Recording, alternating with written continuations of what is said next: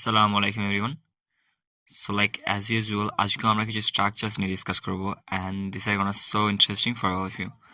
So without wasting our time let's dive into the class.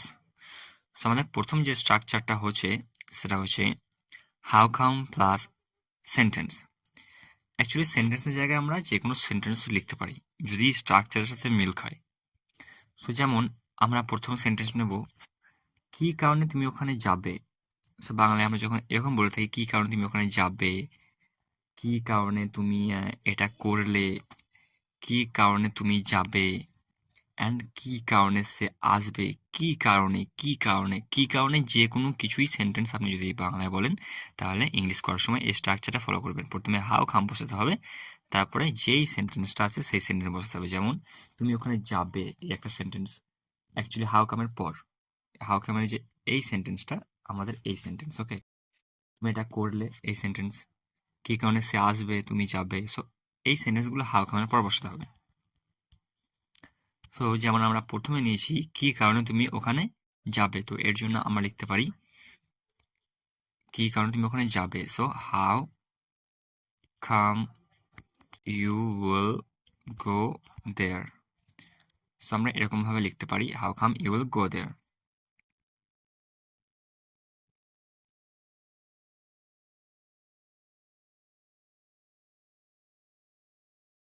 How come you will go there, তুমি কী কারণে ওখানে যাবে অথবা কী কারণে তুমি ওখানে যাবে। সো সেম, কী কারণে তুমি যাবে।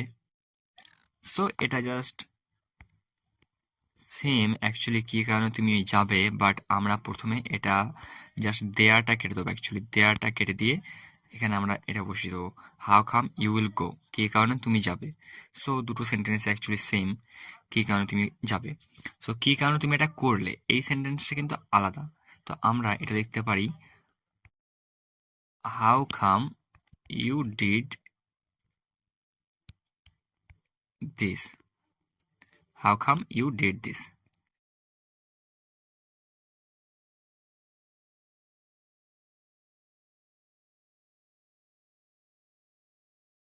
How come you did this.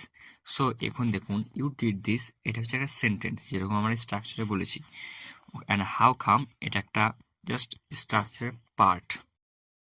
তুমি কী কারণে এটা করলে, how come you did this. কী কারণে তুমি ওখানে যাবে, how come you will go there. কী কারণে তুমি এটা করলে, how come you did this. কী কারণে তুমি যাবে, হাউ কাম ইউ উইল গো।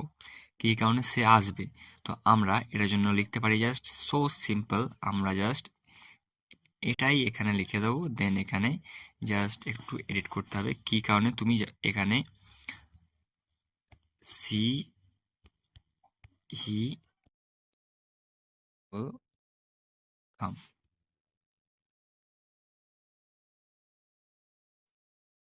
বাস।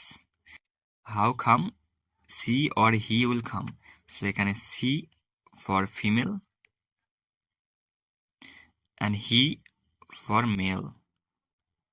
ওকে, সেই ছিল আমাদের প্রথম স্ট্রাকচার। আর সেকেন্ড স্ট্রাকচার হচ্ছে লেট অ্যালোন প্লাস সেন্টেন্স। তো সেম, আমরা প্রথমে বলেছি সেন্টেন্স বসাতে হবে, এখানেও আপনি সেন্টেন্স বসাতে হবে। Okay, wait a second.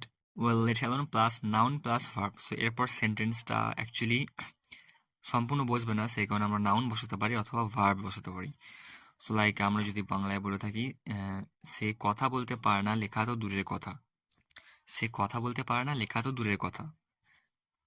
আমি তোমাকে ১ টাকা দেব না, ১০০ টাকা তো দূরের কথা। আমরা সামটাইমস এরকম সেন্টেন্স বলে থাকি। অ্যান্ড যেমন এখানে আরেকটা সেন্টেন্স হচ্ছে তুমি একটি মশাও মারতে পারো না, বাঘ তো দূরের কথা। তো এরকম সেন্টেন্সগুলো আমরা বাংলা থেকে ইংলিশে করার সময় এই স্ট্রাকচার ফলো করতে হবে, যে একটা জাস্ট বোঝালেই বুঝতে পারবেন সে কথা বলতে পারে না, লেখা তো দূরের কথা। তো আমরা এর জন্য নিতে পারি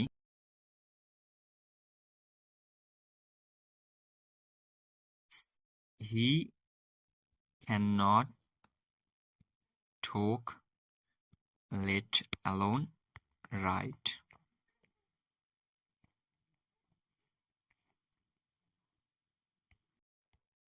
দেখুন এখানে আমরা লিখেছি হি can not talk, let alone write. He can not talk, let alone write. So এখানে আমরা জাস্ট লেট অ্যালোনটা এখানে বসিয়েছি, তারপরে ভার্ব অথবা নাউন যেহেতু আমরা ভার্ব বসিয়েছি। And he can not talk, সে কথা বলতে পারে না। লেট অ্যালোন রাইট, লেখা তো দূরের কথা, সে কথা বলতে পারে না, লেখা তো দূরের কথা। তো এরকমভাবে আমরা সেন্টেন্স বলতে পারি। আমি তোমাকে 1 টাকা দেবো না, 100 টাকা তো দূরের কথা। সো আমরা জাস্ট এখানে লিখতে পারি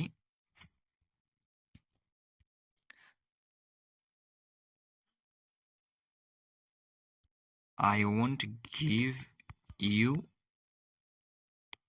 1 টাকা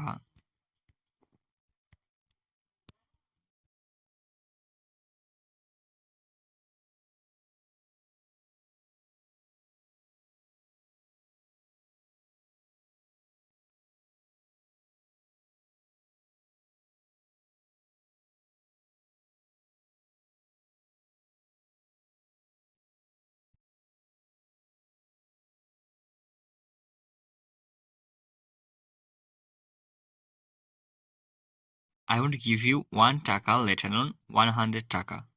I won't give you 1 টাকা, let alone 100 টাকা. সো let alone 100 টাকা হচ্ছে 100 টাকা তো দূরের কথা। সো তো দূরের কথা যেটা বলবেন, তো দূরের কথা, যেমন খাওয়া তো দূরের কথা, বলা তো দূরের কথা, যাওয়া তো দূরের কথা, বাঘ তো দূরের কথা। মানে অ্যাকচুয়ালি দূরের কথা যখন সেন্স আসবে আপনার কথায়, তখন let alone প্রথমে বসাবেন, তারপরে হয় নাউন বসাবেন, না হয় ভার্ব বসিয়ে দেবেন। ওকে। তো অ্যান্ড আমাদের যেটা লাস্ট সেন্টেন্স হচ্ছে সেটা হচ্ছে, তুমি একটি মশাও মারতে পারো না, বাঘ তো দূরের কথা। তুমি একটি মশাও মারতে পারো না, বাঘ তো দূরের কথা। সো লেটস ডিক্লেয়ার ইট। তুমি একটি মশা মারতে পারো না, বাঘ তো দূরের কথা। You can't kill a mosquito, let alone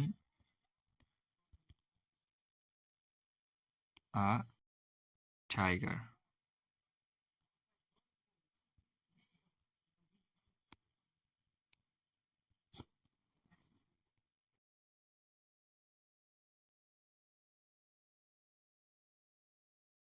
yeah, you can't kill a mosquito, let alone a tiger. You can't kill a mosquito, let alone a tiger. তুমি একটি মশাও মারতে পারো না, বাঘ তো দূরের কথা। সো আমরা যখন এরকম সেন্টেন্স বলবো, তখন আমরা এই স্ট্রাকচারটা ফলো করবো। লেট অ্যালোন প্লাস নাউন বসাতে পারেন, অথবা ভার্ব বসাতে পারেন, আপনি ভার্বের ফার্স্ট ফর্ম। সো আপনি অনেক সেন্টেন্স বানাতে পারেন, জাস্ট আমরা দুটো দিয়েই আপনাকে বোঝানোর চেষ্টা করছি। অ্যান্ড আমাদের লাস্ট স্ট্রাকচার হচ্ছে it's high time to plus ভার্বের ফার্স্ট ফর্ম। আমরা যখন বাংলায় বলে থাকি এখন ঘুমানোর উপযুক্ত সময়, এটাই উপযুক্ত সময় তাকে সত্যটা বলার। তো এরকম আমরা যখন সেন্টেন্স বলে থাকি, তখন আমাদের এই স্ট্রাকচারটা ফলো করতে হবে, এইটাই কাজ করার উপযুক্ত সময়। সো এই সেন্টেন্সগুলো এই স্ট্রাকচার অনুযায়ী হবে আর কি। সো আপনি আরও বলতে পারেন এটাই কাজ করার সময়। আমরা এখানে এটাই কাজ করার সময় বলছি, তো এটাই কাজ করার সময় না বলে আপনি বলতে পারেন খাওয়ার সময়, বলার সময়, যাওয়ার সময়, ঘুমানোর সময়, এটাই ঘুমানোর সময়, এটাই ঘুমানোর উপযুক্ত সময়।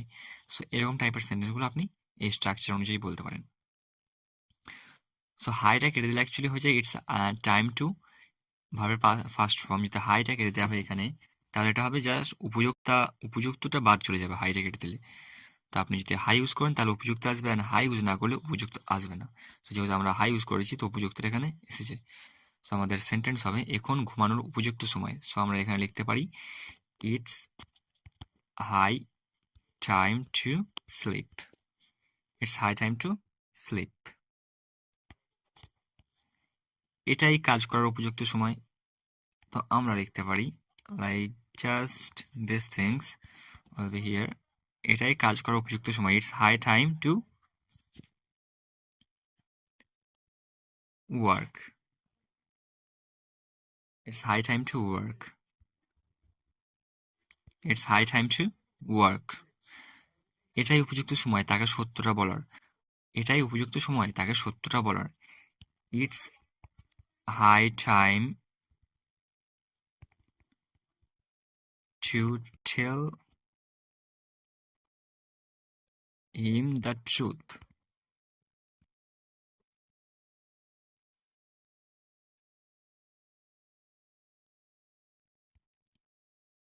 It's high time to tell him the truth. It's high time to tell him the truth. এটাই উপযুক্ত সময় তাকে সত্যটা বলার। তো আমরা এরকমভাবে সেন্টেন্স আরও বানাতে পারি জাস্ট ভার্ব অ্যাড করে। ওকে, তাহলে জাস্ট কিছু সেন্টেন্স দেখানোর চেষ্টা করছি আপনাদেরকে, যাতে আপনারা বুঝতে পারেন। অ্যান্ড আমরা যদি আরও সেন্টেন্স অ্যাকচুয়ালি লিখতে থাকি তাহলে হয়তো মেবি অনেক বড় হয়ে যাবে আমাদের video. That's why we are just trying our best to give you some examples with these structures. So I hope ক্লাসটা পছন্দ হয়েছে অ্যান্ড বুঝতে পেরেছেন। সো যদি কোনো ডাউট থেকে থাকে তাহলে please leave a comment. And so just forgive me for my editing. Actually, I'm just editing my video on my mobile, so that's why maybe problem hote pare, but please adjust it, and I'm trying my best to do everything for you all. So thank you for watching the video to the end, and take care of yourselves, and see you soon to the next video. And just take care of yourselves till that time.